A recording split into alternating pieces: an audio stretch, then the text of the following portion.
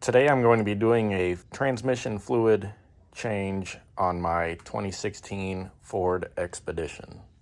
And first we're going to need to get rid of this little cover here underneath. I've got a 5/16 bit.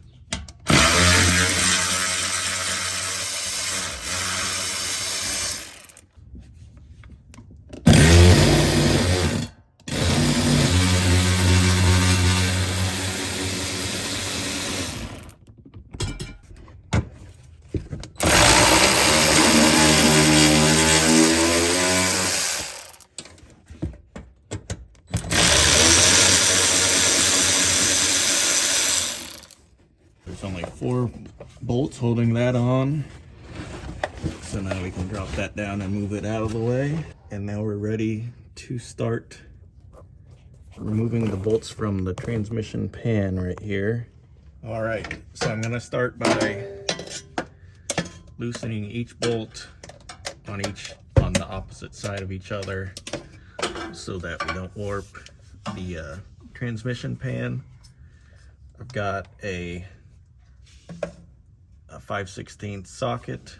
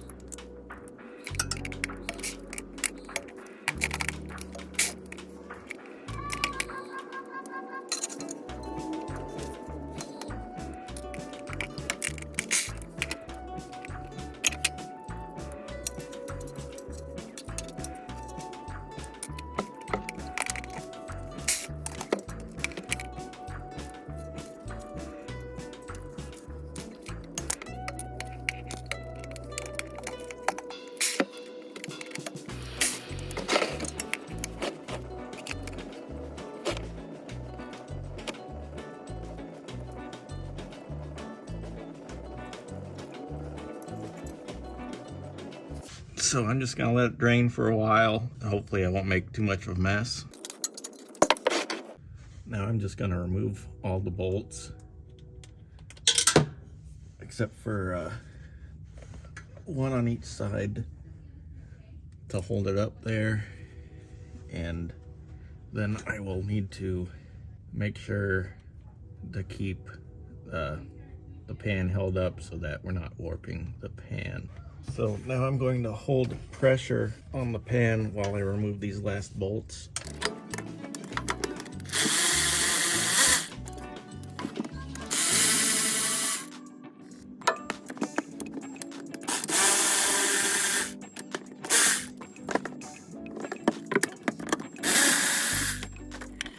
All right. So now I'm just tilting it one way to let it drain into the pan.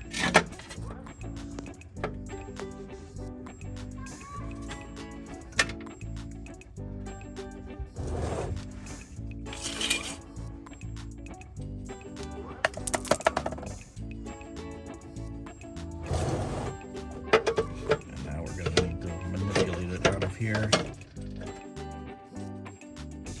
There we go. So now we're going to need to clean this pan out and get a new filter on and reinstall this. Now we're going to clean out the pan real good, especially get these magnets that are picking up all the junk. I'm just using some brake cleaner.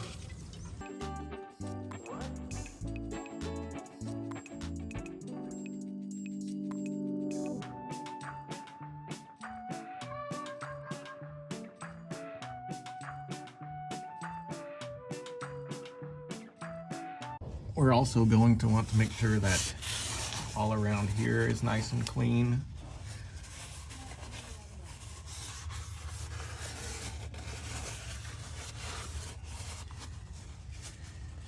Which mine looked like it was pretty clean anyway. The gasket that came off of it. It says that it's reusable, but I'm gonna go ahead and put a new one on anyway. Okay, so now I'm going to go ahead and put the new filter in place. You want to make sure that the old gasket came out with the old one.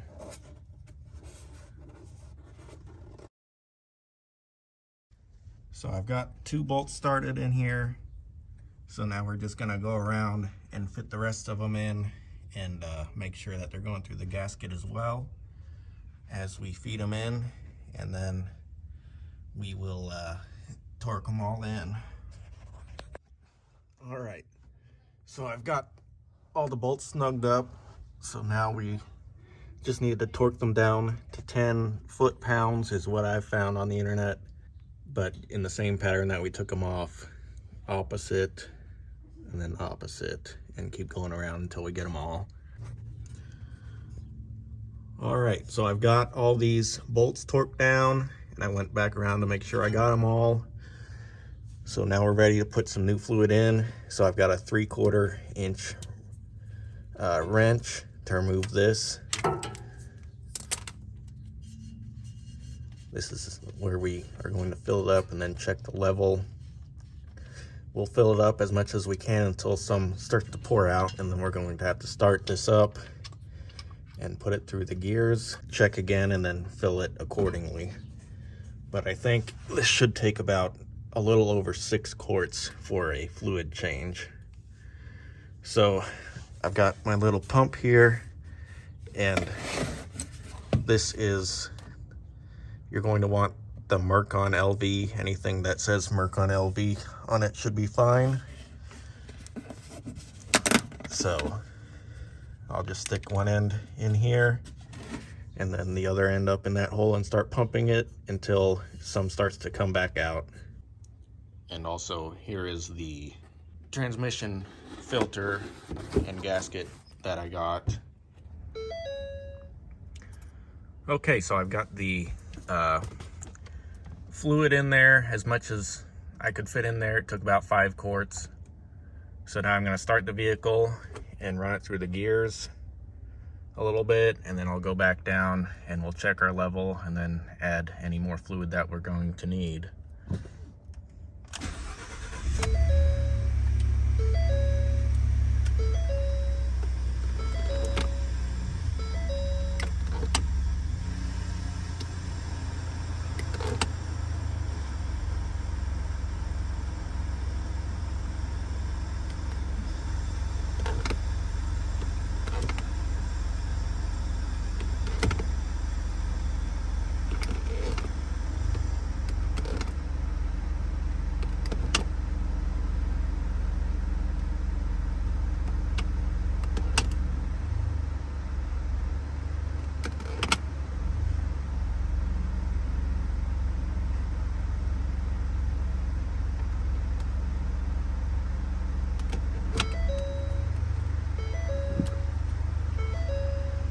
Okay, so I'm gonna go back under and check for leaks. You have to check this while it's running. There's a cat right next to the plug to check it, so be careful not to burn yourself while you're checking it.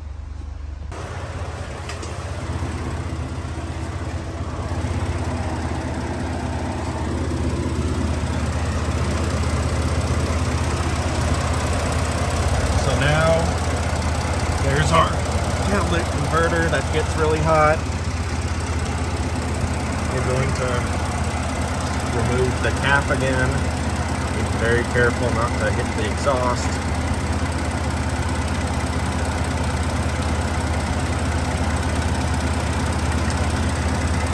We're going to remove this and wipe it off.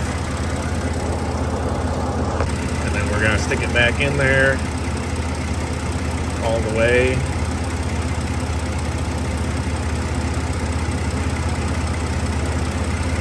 Remove it.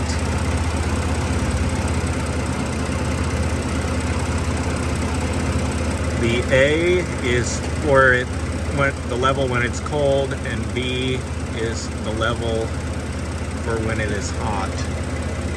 And it looks like we've still got quite a bit of fluid to add. All right, I got the fluid level in the B crosshairs. So I'm gonna go ahead and go drive this around for a little bit, get the trans temp up, come back and check it again and make sure there's no leaks. And then I'll put that cover back on and we'll be done. But you also make sure you put that plug for the dipstick back on before you start driving. So I drove it around, got it up to about 160 degrees and checked the level, and it looked like it was a bit too high, so I pumped a little bit out and got it into the A hash marks. So it should be fine. I guess it was a little bit hotter than I thought it was before I drove it out. So obviously just add a little bit at a time and keep checking the level to make sure you don't add too much. But now we've just got this cover underneath to add back on, but it's pretty simple. It's just got the 4 bolts and it's got that little tongue that'll slide up in there. But that's pretty much self-explanatory. Just get those 4 bolts back on and we're all done.